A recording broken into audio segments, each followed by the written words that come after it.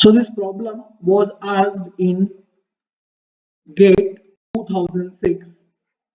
The question is, for which of the following reason the Internet Protocol use TTL, that is time to leave field in the IP datagram header. So in IPv4 header, TTL is a field, right? I hope you know it consumes 8 bits there. And for what reason? To ensure packets reach destination within that time. Option B, to discard packets to reach later than that time. Option C, prevent packets from looping indefinitely. Or option D, limit the time for which a packet gets queued in intermediate routers.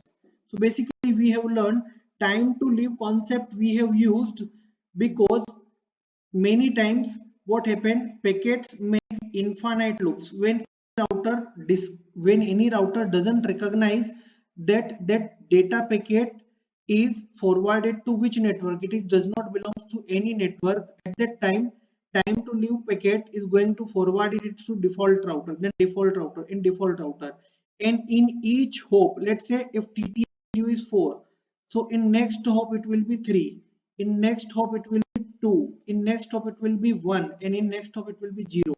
It will be discarded.